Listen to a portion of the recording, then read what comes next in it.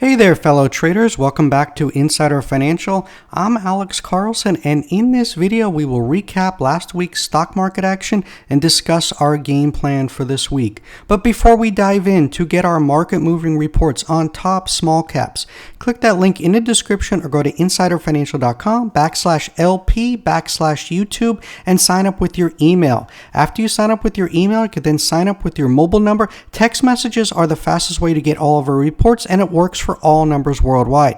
Simply enter your country code first, followed by your number. For US and Canada, be 1 plus area code and number. Never begin the format with 0, it will not work. And after you sign up, you get a welcome email, which includes a free copy of our ebook. Our ebook, our email service, and our text messaging service are all free service from Insider Financial. We don't run any Telegram groups, Discords, or paid subscription services whatsoever. And speaking of reports, we have a brand new Biotech profile that we will be releasing at a special time tomorrow. We will be sending it out by email and text at exactly 10 a.m. after the market opens. This one has a tiny float and a recent major catalyst that could have an impact on this one in the coming weeks. The fastest way to get this report is by text, so make sure you sign up with your mobile number. Well, guys, Wall Street finished lower after a choppy session on Friday as investors reacted to a mixed jobs report by booking some profits in the technology space, which has been the engine of the market gains so far this year. The U.S. economy added 275,000 jobs in February, topping analyst estimates of 190,000. At the same time, the unemployment rate moved up to 3.9% versus the expected 3.7%. For the week, the Nasdaq slipped 1.2%, while the Dow fell 0.9% and the S&P 500 fell 0.3%. While the Fed's restrictive monetary policy is putting pressure on economic activity and inflation, cutting interest rates too soon could cause damage. That was according to testimony this week from Jay Powell, who reiterated before Congress that there was no evidence the economy was falling into a recession. It may also be appropriate to begin dialing back policy restraint at some point this year, but the central bank needs greater confidence that inflation is moving sustainably toward 2%. Bottom line, markets have been pricing in a Goldilocks scenario, betting on the Fed to start cutting interest rates. Those expectations keep getting pushed back, and Fed Chair Powell and other Fed speakers keep talking about getting inflation down to their 2% target. NVIDIA corrected on Friday, made a new high, and then was up 5% at one point, then ended down 5%. Very volatile trading. It's a $2 trillion market cap, and it trades like a penny stock. Reminds me of the 2000s. That's the only way I could explain it in terms of what's going on right now. But Bitcoin, we're here hovering right below 70,000. We need to get through 70,000 or else it's going to correct. In terms of small caps, IWM, which is the Russell 2000 ETF, again, it's really tough in small caps right now. Most small caps are just day trades right now. Not seeing a lot of great swing opportunities. It's hit and miss. But again, you just got to be right now nimble. Cash is a position, and you got to pick your spots and pick your opportunities. And that's all you can do right now. Just waiting for small caps, penny stocks. Again, we're getting a lot of low float runners running 100, 200, 300%. The problem is the shorts are just coming in and hitting them.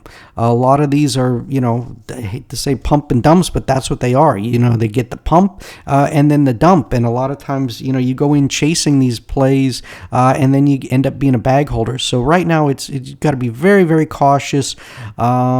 And just pick your spots and look for the right opportunities. For this week, on Monday, options trading volume is elevated on BBAI, BigBear.ai Holdings. The list of heavily shorted stocks heading into the new week include Celsius Holdings, CELH, had a big week last week, just absolutely ran from 65 to 90.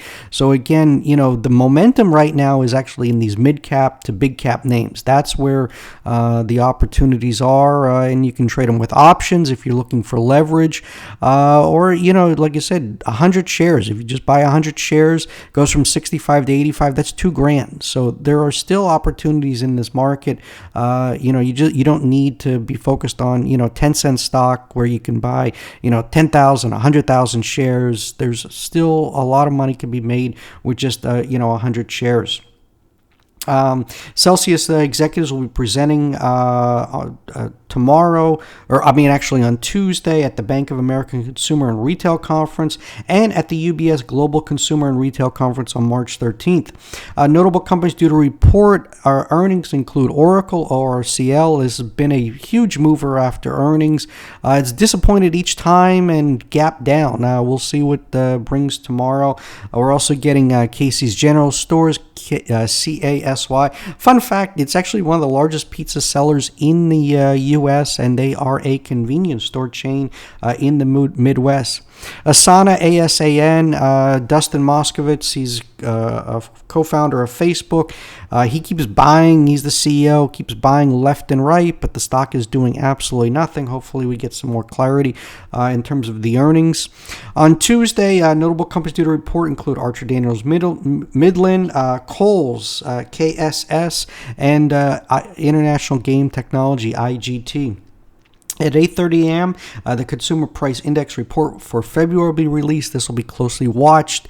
This will be a market-moving report to see if inflation came down or it got hotter. If it got hotter, the market is going to sell off.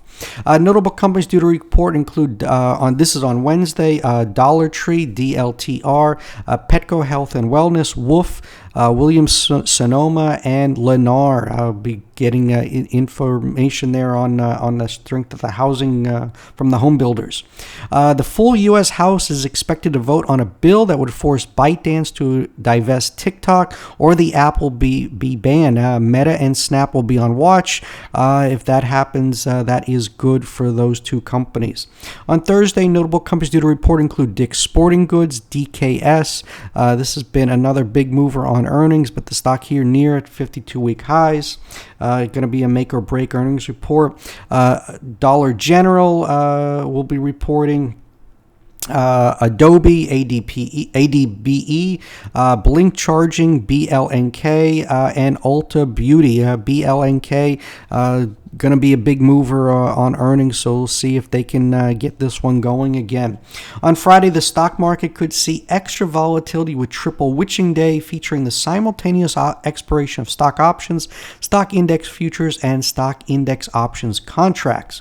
At 10 a.m., the University of Michigan's Consumer Sentiment Report will be released. And guys, you ask me, why do I go through this every Sunday? I'm just trying to get you guys ready for the week. What are the items on the agenda? What should we look for? And then, hopefully we all have a big week. That's all we can do. You just got to get prepared and stick to your system, stick to your strategies, focus on breakouts, breakdowns, support, resistance. Try and keep it simple. It's the best system I've found is just the KISS system. Keep it simple, stupid. In terms of charts, SWBI, Smith & Wesson, big breakout on Friday. They rose over almost 30% after Craig Hallam upgraded the gun manufacturer from hold to buy and increased its price target from $14 to $18. We're right here, right now. According to Craig Hallam, Smith & Wesson is entering the election cycle in an optimal position with lean channel inventory, strong demand tailwinds, and improving operating leverage. The brokerage also pointed out the company's solid third quarter earnings beat. Combined with its recent CapEx reallocation, the company should be able to generate substantial free cash flow, which will allow it to continue with share buybacks and dividends. The brokerage noted that in the 2020 election year, Smith & Wesson generated more than $1 billion in revenue, $4.50 plus in EPS, and almost $300 million of free cash flow.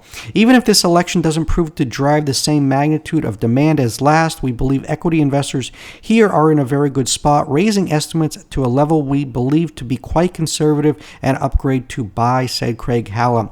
Guys, bottom line is it's an election year. It's going to be Trump versus Biden. Guns, gold, Bitcoin. It just seems that in election years, presidential election years, that is what people focus on. So we shall see. Good luck to everyone. Who knows what's going to happen? Just taking it one day at a time here. That's all we can do. And then, we scan each trading day pre-market. If I see anything else, I will let subscribers know. That's why it's so important to sign up. Again, it's completely free, guys. And here at Insider Financial, what we do is we put stocks on your radar with potential outsized moves. As I repeatedly stated, there are always opportunities in the markets daily. The important thing is identifying which stocks to be in to grab that money. The key is trading green, not red. We are looking for those momentum plays that have catalysts. It's all about finding momentum before it happens and riding that wave. That's what we're doing here at Insider Financial. And we want to kick this week off with a bang with our new profile that will be released at 10 a.m. on the dot. And to get our small cap reports, we cover low floats, short squeezes, recent IPOs, biotech FDA plays, AI stocks, EV stocks, lithium stocks, and insider buying. Click that link in the description or go to insiderfinancial.com/LP/YouTube and sign up with your email and mobile number. No spam. Your info is never shared. Unsubscribe anytime. You can even sign up just to see the level of research we do here at Insider Financial and unsubscribe. Remember, Insider Financial and I are not investment advisors. This video does not provide investment advice. Always do your research, make your own investment decisions, or consult with your nearest financial advisor. This video is not a solicitation or recommendation to buy, sell, or hold securities. This video is our opinion, is meant for informational and educational purposes only, and does not provide investment advice. Past performance is not indicative of future performance. Thanks for joining me today on Insider Financial. Hit that subscribe button and ring the notification bell to never miss the latest insights and strategies. Until next time, happy trading. This is Alex Carlson signing off. Bye-bye.